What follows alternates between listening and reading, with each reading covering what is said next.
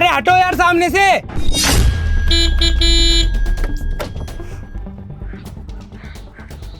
आपको दिखाई नहीं देता क्या? 20 रोड पे ऐसे व्हील चेयर लेके बैठी हुई हो। हटाओ इसे जल्दी। बेटा मेरी चुन्नी इसमें फंस गई, जरा निकाल दो। ये लो, हटो जल्दी अब यहाँ से। थैंक यू बेटा। एक मिनट, शशि मैम आप? आप? अरे आपने मुझे नहीं पहचाना? मैं संदीप, जिसको आपने ट्यूशन पढ़ाया था। याद आया कुछ? अच्छा, संदीप सिंह। अच्छा हाँ मैम, पर ये सब क्या है? आप तो बिल्कुल सही सलामत थे, तो ये सब कैसे हुआ? बेटा वो क्या है ना, मेरा एक बार एक्सीडेंट हो गया था और मैं पैरों से पूरी तरह से अपाहिज हो चुकी हूँ। ये तो बहुत गलत हुआ आपके साथ। पर आपका बेटा वो कहाँ है? ऐसे सुनसान रोड पे आप ऐसे अकेले जा रहे हो।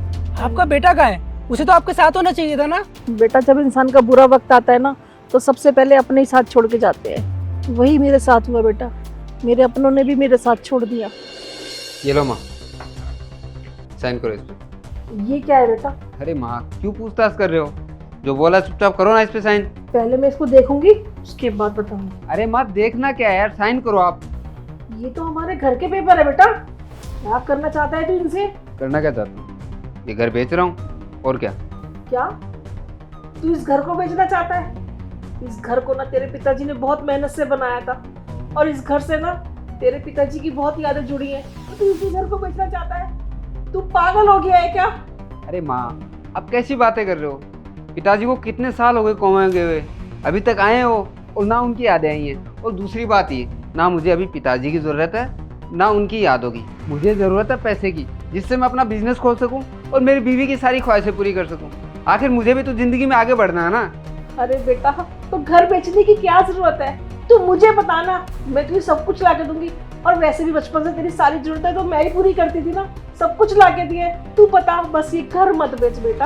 अरे माँ जब मैं छोटा था ना, आप मेरी छोटी मोटी ख्वाहिशें पूरी कर देती थी, पर अब मैं बड़ा हो गया हूँ, अब मेरी ख्वाहिशें भी बड़ी हो गई हैं। अब आप पूरी नहीं कर पाओगे, और वैसे भी आप अपाहिज हो गई हो, क्या कर लोगी?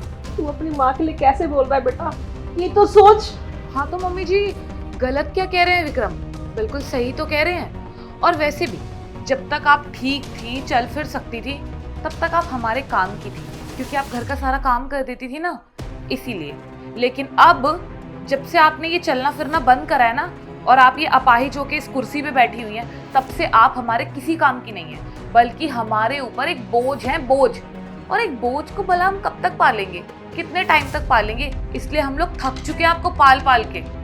देखिए मैं आपको सिर्फ प्यार से ये कहना चाहती हूँ कि आप जल्दी से जल्दी प्रॉपर्टी के कागज पे साइन कर दीजिए और ये प्रॉपर्टी हमारे नाम कर दीजिए, ताकि हम आराम से अपनी लाइफ जी सके। देख बहू, ये ना मेरे और मेरे बेटे के बीच की बात है। तू ना हमारे इस मामले से दूर रह, समझ में आई? अरे क्यों ना बोले, वो इस घर की सदस्य नहीं है क्या? और हाँ, क्या गलत बोल रही हो? सही तो बोल रही है, साइन करने के लिए बोल रही है। करो आप साइन करो जल्दी।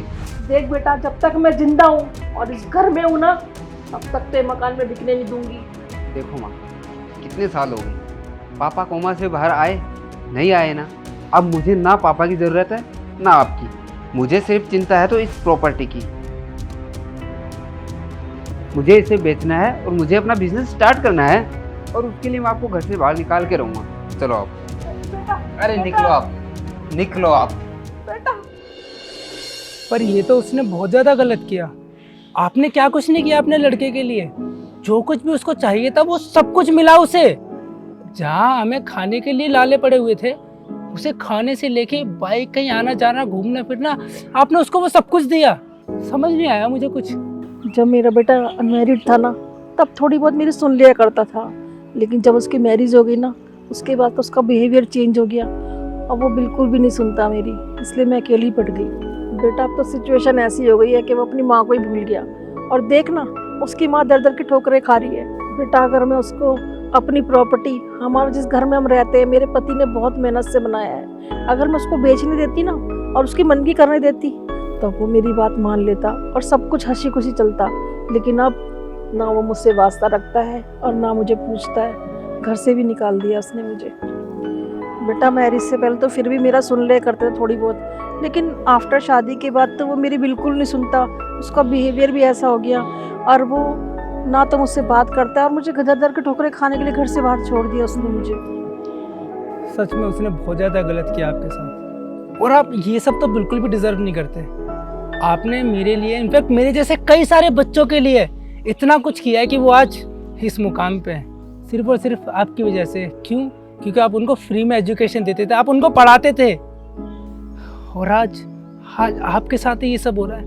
नहीं मैम, मैं ये सब नहीं होने दूंगा, मैं आपको इंसाफ दिला के रहूँगा। आप चलिए मेरे साथ। पर बेटा, परवर कुछ नहीं, आपने जो कुछ भी किया है ना, उसके सामने तो ये कुछ भी नहीं है। अब आपको इंसाफ मिल के रहेगा।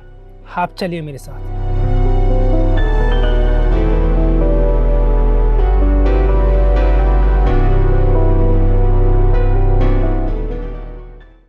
डीलर साहब, हमारा ये घर बिक तो जाएगा ना? हाँ, अब मालिकाना हक आपका है तो बिक जाएगा।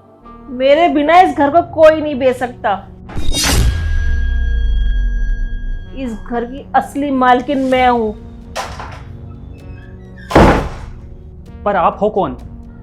मैं इस घर की असली मालकिन। आप उस घर की मालकिन? पर इन्होंने तो कहा है कि इनके घर की मालकिन इनकी माँ थी, जो अब इस दुनिया में नहीं है। ये झूठ बोल रहे थे, इनकी माँ जिंदा है। ये सिर्फ इस प्रॉपर्टी को बेचने के लिए ना तुमसे झूठ बोल रहे थे कि इनकी माँ मर चुकी है।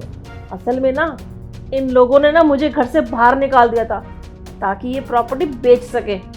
और बेटा तू, तेरे को मैंने बोला था ना कि ये प्रॉपर्टी मैं बिल्कुल भी नहीं बिकने दूंगी, क्योंकि ये घर ना तेरे पापा ने बहुत मेहनत से बनाया है, और इस घर में ना हमारे पूरे परिवार की यादें हैं। और तू क्या चाहता है कि इस घर को बेच देगा तू? नहीं, मैं ऐसा नहीं होने दूंगी और कभी नहीं होने दूंगी। अरे शर्म आनी चाहिए तुम दोनों को। तुम्हारी माँ ने तुम्हारे लिए क्या कुछ नहीं किया, वो सारी की सारी ख्वाहिशें पूरी करी जो भी तुमको चाहिए था।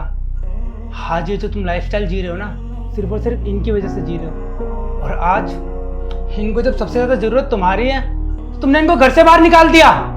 अरे ये तो पराये को भी अपने बच्चों की तरह रखती थी।